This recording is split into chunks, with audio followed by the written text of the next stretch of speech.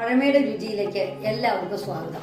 ഞാൻ ഇന്ന് ഉണ്ടാക്കാൻ പോകുന്നത് ഏത്തക്കയുടെ തൊണ്ട് വെച്ചിട്ടുള്ള ഒരു തോരനാണ്. ഞാൻ ഏത്തക്ക കൊണ്ട് ഉപ്പേരി ഉണ്ടാക്കിയായിരുന്നു. അപ്പോൾ അതിൻ്റെ തൊണ്ട് കളയണ്ട.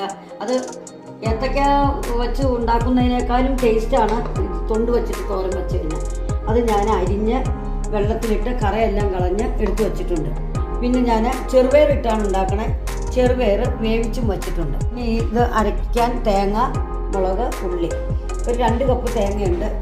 ഇനി എങ്ങനെയാണ് ഉണ്ടാക്കുന്നതെന്ന് നോക്കാം. ആദ്യം തന്നെ സ്റ്റൗ കത്തിച്ച് എണ്ണ ഒഴിക്കുക. ചൂടാവുമ്പോഴത്തേക്കും ഞാൻ ഇതിൻ്റെ അരപ്പ് അരച്ചെടുക്കാം.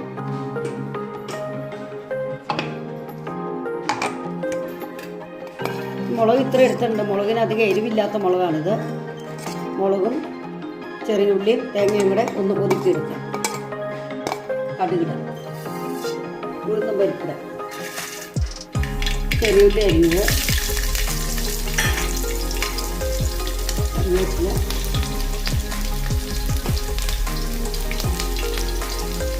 പച്ചമുളക്,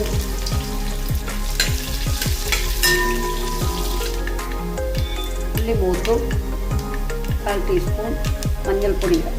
തേങ്ങ ഒതുക്കിയത് ഇടാം.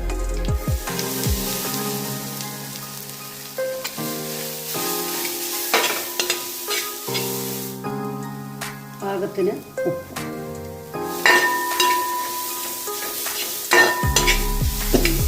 ഇനി നമുക്ക് കായ അരിഞ്ഞിടാം.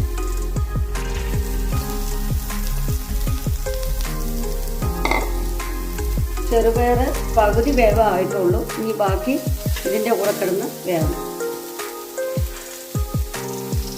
കായയുടെ ഒപ്പം ചെറുപയറും കൂടി ഇടുമ്പോൾ നല്ല ടേസ്റ്റാണ്. കുറച്ച് വെള്ളവും കൂടെ ചേർക്കാം.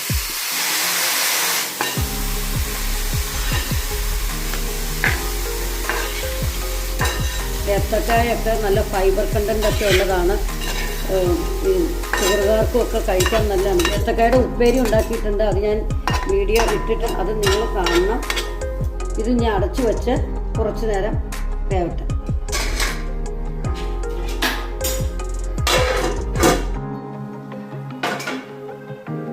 വെള്ളമെല്ലാം പറ്റി നന്നായിട്ട് വെന്തിട്ടുണ്ട്.